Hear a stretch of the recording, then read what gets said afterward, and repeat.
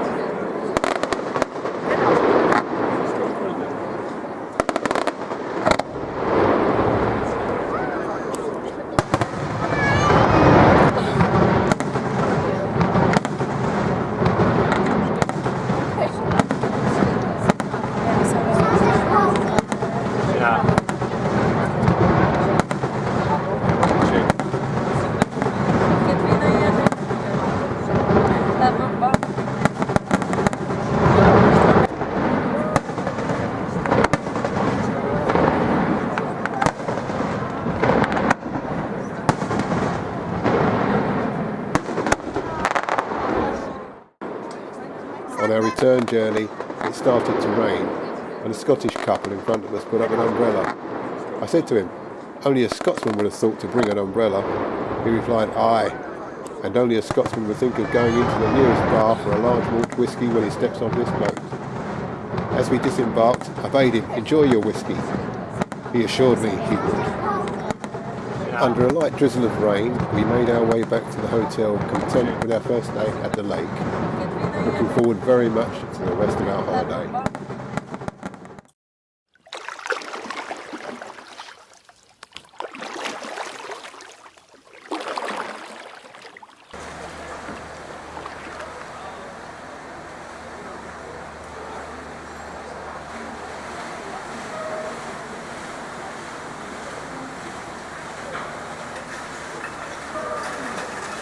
The paddle steamer G. Zanadelli entered service in 1903.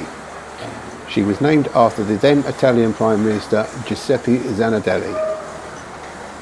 She saw service during World War I as a troop and supplies carrier, and in 1944, whilst on passenger duty, she was approaching Limone when she was hit by enemy aircraft. She was badly damaged and both the captain and the helmsman were killed, as well as several passengers. The boat returned to service after the war under American control until 1959, when it was withdrawn until 1969 and then returned with an enclosed deck and wheelhouse. In 1977 she ran aground near Moderno, badly damaging the hull. Repaired, she entered service again in 1983 with new diesel engines replacing the steam engine for reasons of economy. The G. Zanadelli can now be seen daily ferrying passengers around the lake during the summer months.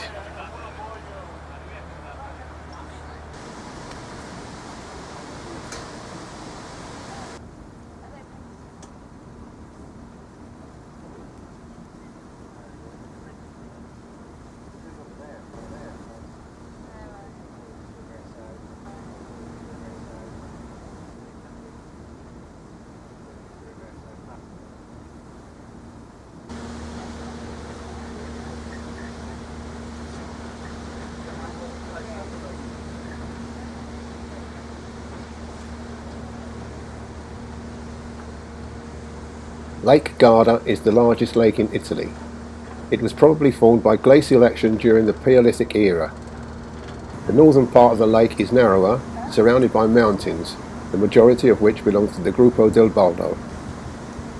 At its widest part, it measures 16.7 kilometers across by 51.6 kilometers long, and at its deepest part, it goes down to a staggering 346 meters. Its aquatic life consists of large numbers of chub and carp. It also holds a species unique to the lake. The Carpione trout has been introduced into other Italian lakes, and in all cases unsuccessfully. The population has dramatically declined recently and is now considered to be an endangered species. The lake has been an attraction to the highly and mighty for generations. Mussolini kept his mistress Clara Petacci in a villa in Salo. This was also used as a communications and military operations centre by the occupying Germans during 1943.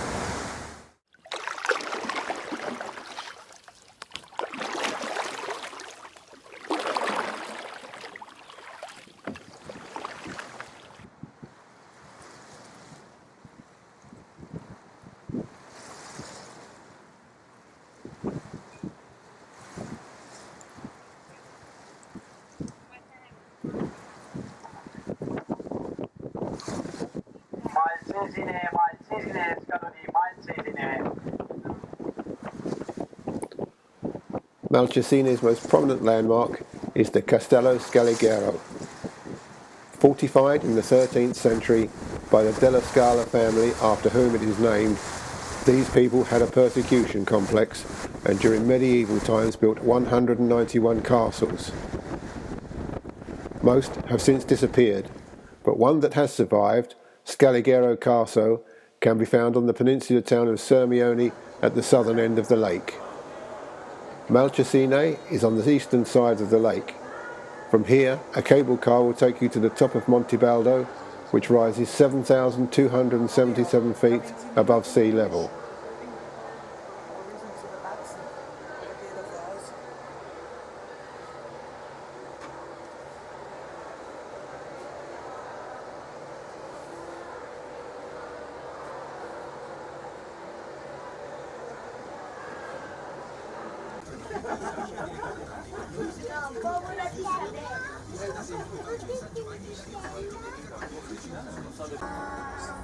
Papa, soll auch bitte nach ganz unten, ne? Der Teil. Another feature of the town is the Baroque church of St. Stephen that dates back to the early 1700s, though a church was first mentioned here in the 9th century.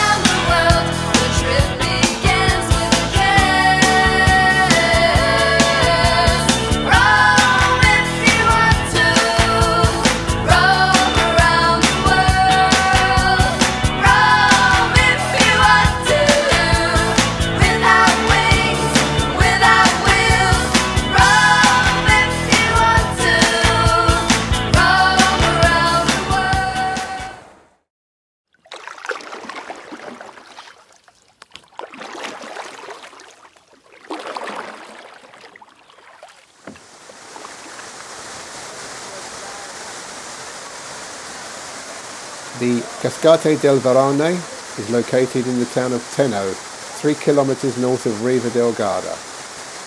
The falls has a height of almost 100 meters and is sourced from the River Magnone, which runs beneath the valley of Ravizze and down to Lake Garda.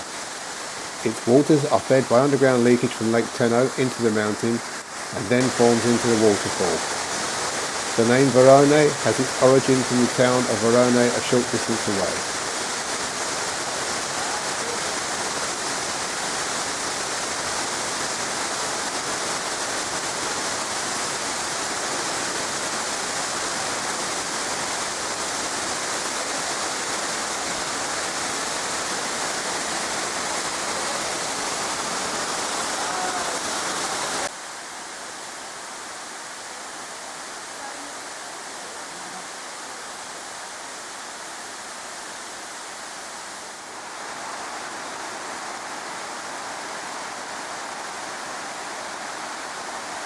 The Sarca River springs from the Admelo Cosanella Mountains in the Italian Alps. It tumbles down several waterfalls as it flows through the Val di Genova. It's a fast-flowing river that flows into Lake Garda between Torbole and Riva del Garda.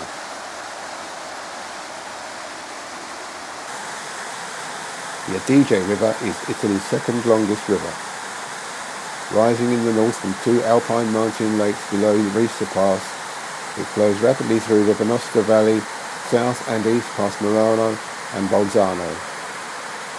At Bolzano, the Isarco River joins the Adige, which then turns south to flow through the Trentino Alto Adige region in the middle of its course, also known as the Lagarina Valley.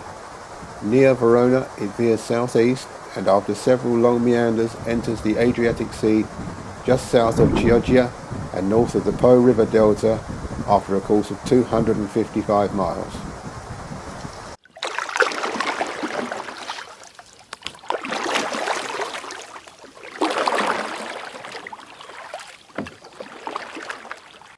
At the top of the lake is the town of Torbole.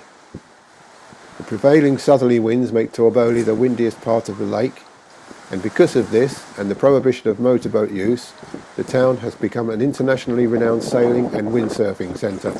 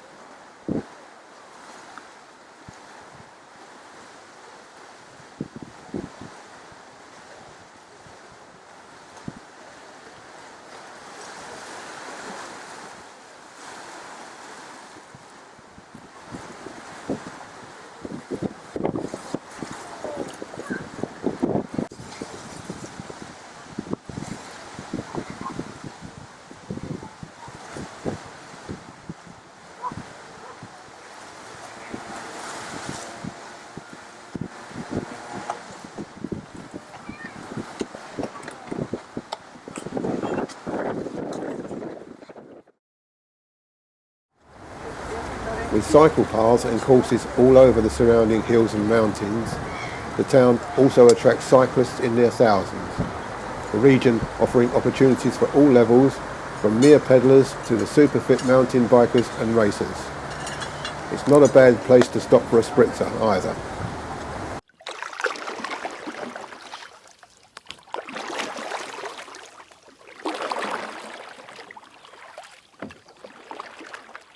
On the 24th of April 1921 at the annual Bolzano Fair, a procession of Austro-Bavarians dressed in traditional Tyrolean costume marched through the streets towards the square, much as they had done for generations. This time, however, they were confronted by a team of fascist black shirts who had travelled from Verona and who attacked the marchers with firearms and hand grenades. One man, a school teacher named Franz Innerhofer, was killed whilst trying to protect a child in a doorway. 45 others were also injured, some seriously. The following year, on the 2nd of October, the infamous Marcia Bolzano took place. The elected mayor, Julius Perothina, was removed from office and all civil servants were sacked. This march was seen as a prologue to the March on Rome, which took place on the 28th of October, and the following day saw the king pass the government and power of state to Benito Mussolini. Mussolini embarked on the Italianisation of the region, which included the banning of the name Tyrol. He made the mainly German population change their names to sound more Italian, including those on tombstones. The German language was banned from being taught in the schools, eventually leading to Italian becoming the official language.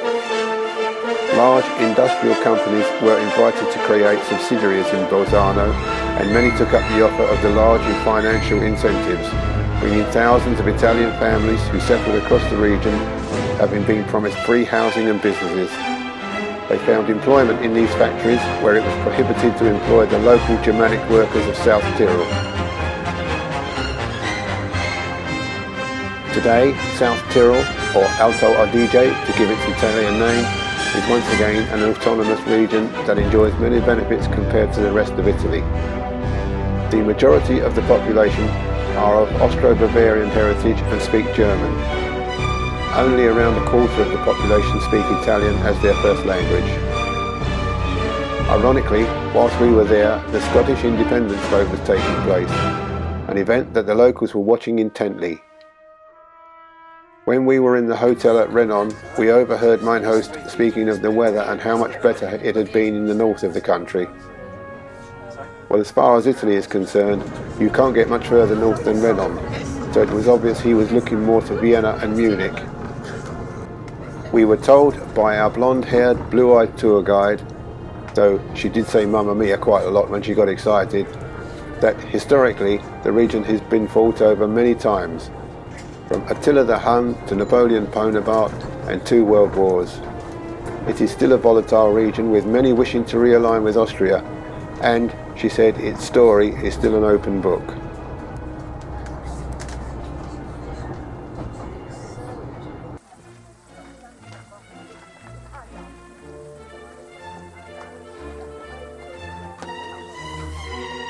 Further back in time, around the year 3300 BC, a man was walking high up in the Alps when he was struck by an arrow to his shoulder.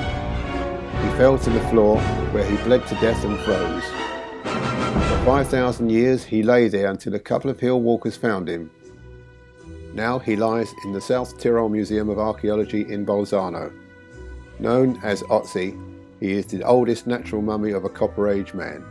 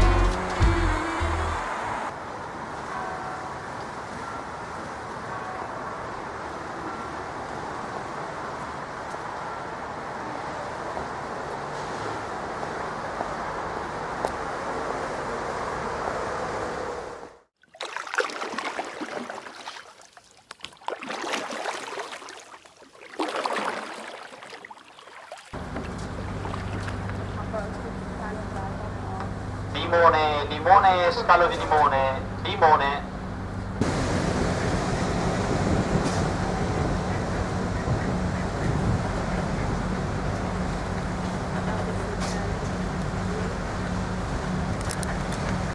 Limone is on the northwest shore of the lake. Although it has had a long association with lemon production, the name is not derived from lemons, but from one of two older words meaning border. The South Tyrol, including what is now known as the province of Trentino, and including the North Shore towns of Riva del Garda and Telborle, were until the end of the First World War part of the Austrian-Hungarian Habsburg Empire.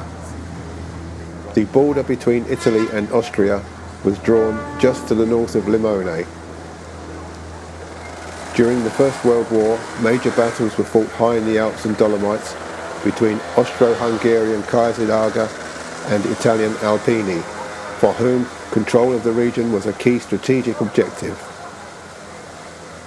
The collapse of the Austro-Hungarian war effort enabled Italian troops to occupy the region in 1918, and its annexation was confirmed in post-war treaties which awarded the region to Italy under the terms of the Treaty of Saint-Germain.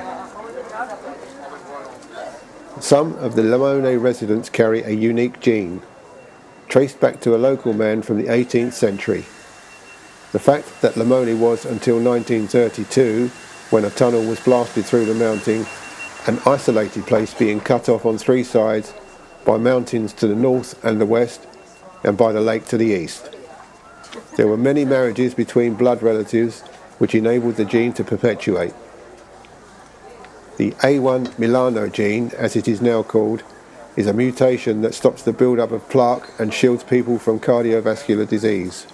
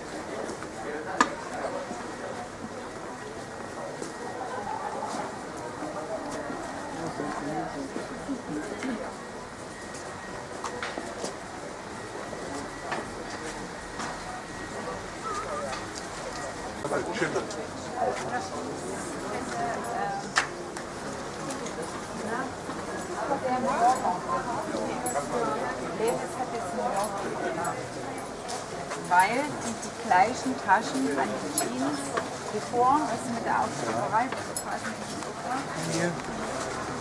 angemacht haben.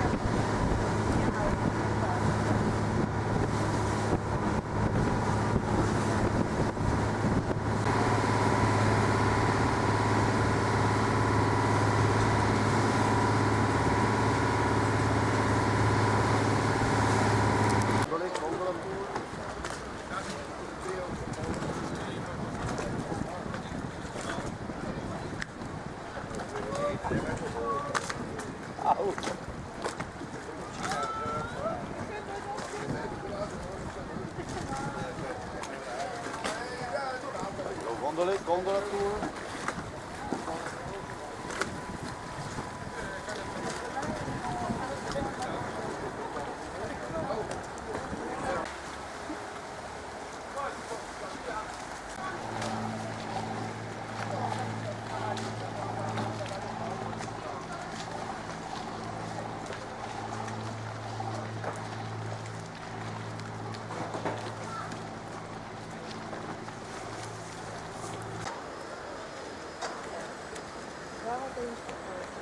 Давно ми се јава во Крстос Борич.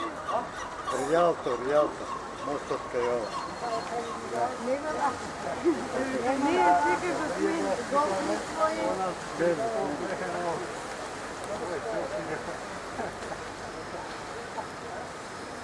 Ajde, čega ima.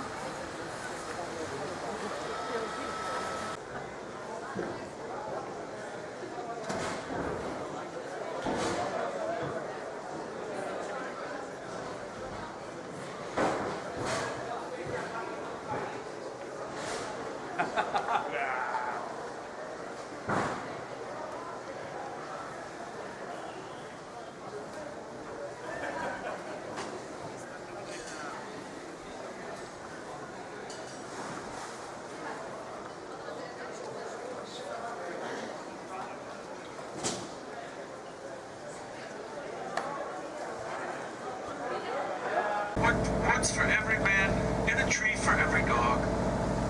Okay, we got it. You see the red sign there and here?